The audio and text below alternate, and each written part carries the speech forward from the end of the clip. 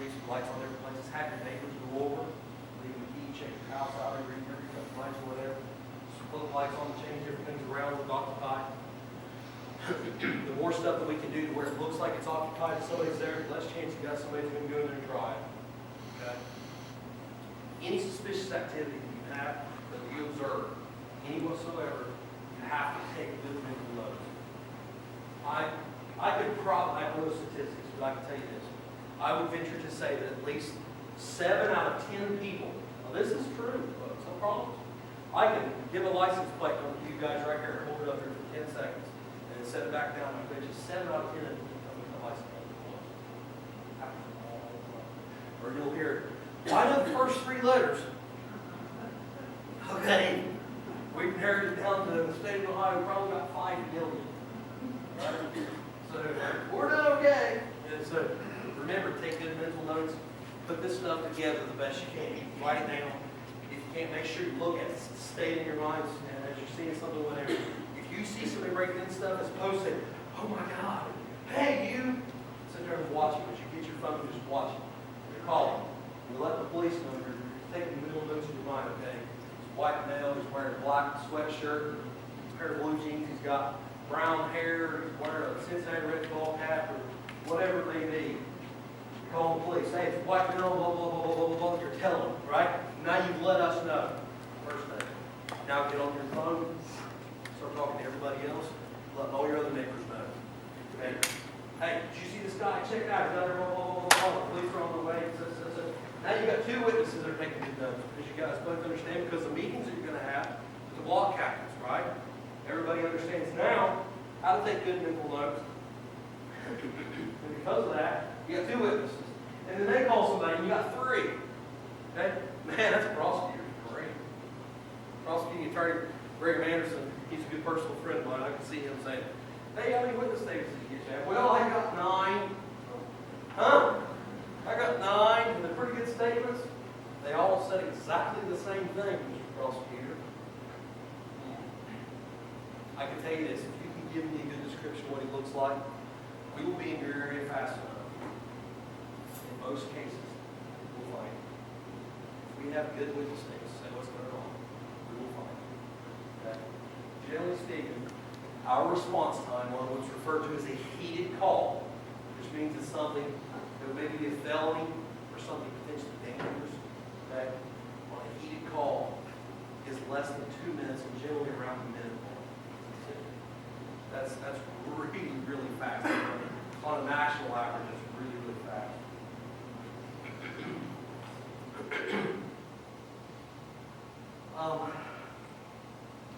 And she's taking notes for me. Just because we deal with bad weather, they don't care if it's 20 degrees. Believe it or not, they're not going to get up and go to work tomorrow.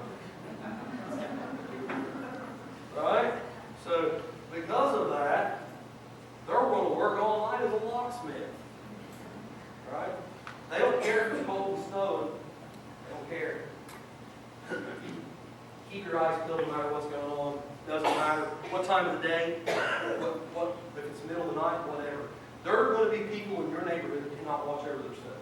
There's going to be elderly. I would venture to say there's going to be elderly people in your community that literally can't just protect their own stuff. This is what prompted this whole thing when she and I started this, was the fact that there's elderly people in this community that were getting victimized every single day. And it's tough to deal with on a professional level, because I go around and I'm going,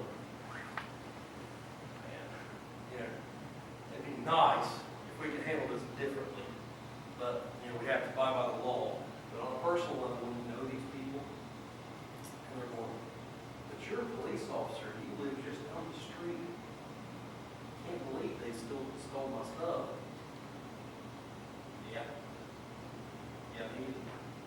But I can tell you this, it gets old real fast. Listen to these people have general complaints of people taking advantage of us.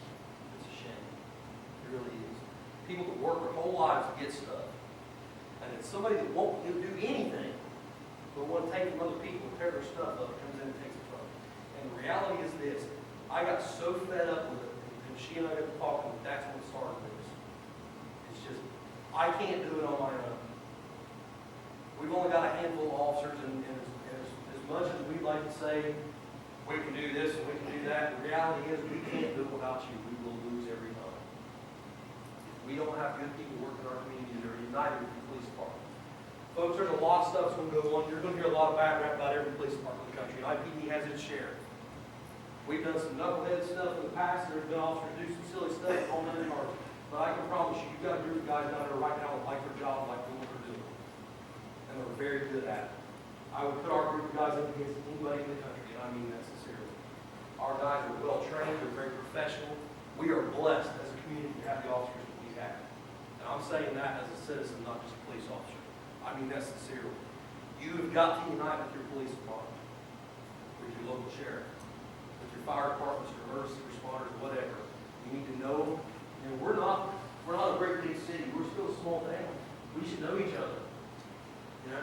Don't be afraid when you see us at the gas station. Say, hey, Chad, what's going on, man? To be honest with you, I'd rather be hunting. But since I'm not, I promise you I'll do the best job I can. And I can promise you that everybody else in the police department feels exactly the same way. I can truly tell you that. I'm going to introduce the mayor, if you can, just for a minute, and ask him to come up and talk just for a minute. I'm going to go into a little bit different aspect of things. We're going to talk a little bit about what's going on in the city, and he can kind of explain to you some of the stuff that's going on from that. Okay? And then we're going to break into some more of the specifics about the watch program, and then I'll get you guys out of here. Okay? Mr. Mayor? I'll stand up here so everybody can hear. Try to talk loud. Thanks, Mr. Good, for inviting me here this evening. I tell you, this is an amazing turnout. I've been to several of these within the city, and this is the most I've seen as a neighborhood watch groups that are formed over the last few years. And we do have some other groups. And this is the first time an officer has actually taken the lead role, so to speak. And I want to touch on a few things there that he said. I just want to elaborate just a little bit. I won't try to take up too much of your time, but he said some interesting things in his opening statements there. First, he said we have a few officers. We have 15, 16 officers, and that's including the chief, which is relatively new as the chief. Last year, Danny Johnson, the chief, took over. I want to say one thing. I tell you, in 6 years that I've been the mayor of this city, I've never been prouder than this group of guys and girls for our police force. They have really stepped up their work ethic and the pride in their job. And that to me just shows we're doing something right. We've got to be doing something right. And they have to have people stand behind them. Because when I came in, I know it was black eye after black eye after black eye. Yeah, I'll stand behind them if they're correct, and I'll stand against them if they're wrong. That's just the way I'm going to be. And from here on out, and that's what I've been since day one. And I think they understand that. I've got their back if they're doing the right thing. And on the other hand, if they do something wrong, they're consequences that we all know. So, with that being said, I'm very proud of them. He also mentioned the dispatch. A few years ago, our city, we're not financially stable. We're holding our own right now. We're okay. Not, I have to fund some money. Who does? Right now. But a few years ago, we had to eliminate the dispatch. Dispatch was like 4 or 5 people, individuals that man the office 24 hours, 7 days a week in the city of Ironton. That's where we all called in. But we just couldn't afford it. It was about $300,000 plus a year to do that. You can't do it. Really, when we looked at it, we had the 911. We pay into this fund, just like the citizens in the county. But we're paying into the county, but we're also paying into the city. So it's kind of a duplicate of services, duplication of services. So we basically just combine that with the sheriff's department and the 911. Now they're handling all the dispatch. What we have done this year, in my budget that I have proposed to the city council, is to hire at least one clerk, not really dispatch, but a clerk for folks to come in Monday through Friday during the day, either get the reports that you need, had an accident or file report or something like that, we will have somebody at the desk. As of right now, these guys, like I said, 2 or 3 at a time on shift. I don't want them sitting at a desk. I want them in the city, rolling around, doing what he's talking about doing. That's their job. So we need somebody there to do that clerical work, so to speak, and get that form. So hopefully our council will fund that position Monday through Friday in the Ironton dispatch office. We should know by the end of March if we're going to have that. So far, I think council's on board with that position. And I think it's a much needed position. Doesn't pay a whole lot, and that's where I'm leading to now. These guys don't make a lot of money. These guys and girls, and look, they got a gun, and they're walking in the dark, going through an alley. They don't know if they're going to get shot. They're risking their lives for us. So I appreciate these guys and girls protecting us. They don't make a ton of money. For them to get into that business, they have to really want to be a police officer and to help in summer. And that's what we have right now, a great group of individuals who get involved. About, I don't know, maybe 4 or 5 months ago, a group of the officers came into my office and we want to talk to you. I want to know what's happening. You know, that's just the way I was thinking. I said, no, we want to sit down and run this by you and see what we think. I said, okay, come on. So we met. I said, we want to start an Ironton Drug Task Force team. And I listened. We have been going to trainings on days off, taking our time, our money, buy some equipment and things of that nature. We are tired of drug abusers in the city of Ironton. I just want to stand up and say, it's about time. You know, I love it. I said, what do you need from me? Well, we need some funds. I'm like, okay. Next part, we have to go to city council to fund these guys. I mean, the Lawrence County Drug Task Force, they do a great job. But let's face it, 600 square miles in the county of Lawrence County, how can a few people cover that and be effective? It's very hard to do. In the city, the only city in the county, these guys and girls have taken it upon themselves to rise to the occasion, so we want to do it, we need your help. So I went to council, and actually I let them listen, okay? I'll stand behind you and support you, but you're going to get up there, and you're going to ask, you're going to tell them what you're going to do, because sometimes if I get up there in front of 7 council members, they're not going to listen to me. That's just face. That's just the way life is. You tell them. You tell them, I'll stand there and I'll back you up. And they sure did. And hopefully in about 2 weeks we'll have a budget for the 2014 year. And they will be funded somewhat. They're not going to have an amazing amount of money to do this, but they're willing to take this. One thing I told them, I said, okay, if I go back for you, then you have to produce for us. Not just for me, but for the citizens, because it's not my money. It's your own money.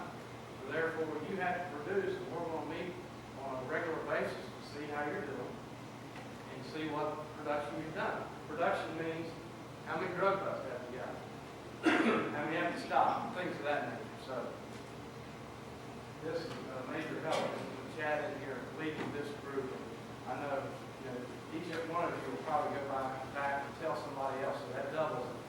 It just snowballs. So I'm glad to be here tonight on behalf of the city of Ironton, Chad. We talked about the prosecutor. One thing the prosecutor does need is a good solid case. People call my office daily. Well, it's easy to see them. All they do is go in there for a few minutes and come out. You have to have probable cause to do something. That's not really a probable cause. If you want to put somebody away, you got to have the goods on. And it takes a while. Case in point, it took, I'm not lying, that's my wife, it took 10 years to get a drug dealer who lived caddy corner from me. These criminals were so brazen that they would park right in front of my house, count their money in their car, get out of the car, and walk across my yard like they were parking around a block or something, through my yard into this house. And in my neighborhood, Railroad 60 Railroad Street, where there's a ton of kids, young kids. I have twins myself, 13 years old. There's a bunch of that age in that neighborhood. They love to go out and play. Well, this went on. It goes on, it goes on, it goes on. And you just see it happening daily. It's all hours of the day. And you think, you know, it's Sunday morning at 7 o'clock and there's drug deals going on. Yes. I mean, they don't probably have the same patterns that we do. So their time, they do it 24/7, whenever they can. Anyway, at the end of it, he said, don't take it on yourself. One night, we were walking the dog, and the kids, it was been a couple years ago. We were walking around the block, and my neighbor, she's elderly, but she don't care. She'll tell you the way she feels. Yeah, it's fine. She seen this going down, she started hollering at him. I'm like, don't holler at him, we'll get him. And then he comes over to me and starts looking up at this guy. Oh, this is going to be it. I got one shot and I'm running. But it didn't turn out that way. I've got a police officer that's right across the street. Police chief lives right next door to him. They do not care. My wife says they're crossing the yard again. I go home, they're already gone. They're quick, fast, and know what they're doing. They can be in and out of the house, in and out of the car in seconds, in a matter of minutes. But you have to have that case built up to go to court. I felt like after 10 years they had enough. I knew that they were doing lies in there. I knew it. So that was been 2 or 3 years ago. After that event, I just basically said, I want a police car 24/7 in front of this house. And the police chief at that time said, well, wait a minute. I said, you know, I've waited 10 years. The neighbors are tired of it. We're tired of it. 24/7, let's go on call. He said, well, give me 48 hours and I'll have a search warrant. I'm like, dude, it's that easy. Why haven't you done it years before? Well, we're trying to build a case. I said, give it what you got and go. 10 years you don't have enough, you don't have a case. So 48 hours later, I got a call at 5:30 in the morning, and we're in the house. Well, I get out and make sure. I walk outside my yard and make sure. They're in the house. They get $10,000 worth of money, drugs, just all kinds of stuff. They confiscated the vehicle, which is good. This guy's in prison now. He'll be out in a few years. You can't lock them away forever for that. I know that. But we can put a dent and say, we're taking back our neighborhoods just like you all want to do. And that's what we're doing in our neighborhood. You know your neighbors. I couldn't tell you. A few houses were kind of come and go. I grew up in the country where I never had a house key or a door key or a car key. We left everything unlocked, windows open. We're living in a different time. And there was probably a time here in the city of Ironton like that. To this day, I don't have a key to my mom's house. And people say, don't you go lock your doors? Why? But nowadays, you have to. Especially in the city, it's very easy for people to just walk up and down the streets. I see people in the neighborhood that I don't recognize, quite often anymore. So we, a diverse group of people coming and going. We have a lot of rental properties in the city of Ironton, and people come and go. And that's just the way it is. We have to deal with it. There's an appropriate way to deal with it. And I think our police department is really doing a great job of doing that. So, I think I covered all the little points I wanted to cover. I think. Unless anybody has any other questions with me at this point in time, I'll turn it back over to Chad. But I want them to know that I'm standing behind them, trying to give them funding as much as we possibly can to deter this activity because he said we're a good little town. I think we're a great little town. I had the opportunity to speak with mayors, compared to the size of Ironton all the time. And I think we've got many here compared to some. I'm very proud of that fact. Even though we see what's going on, yes, there's crime everywhere, but compared to other towns, we're in good shape. And I tell them about the neighborhood watch groups and things. I wish I could get my citizens to do that.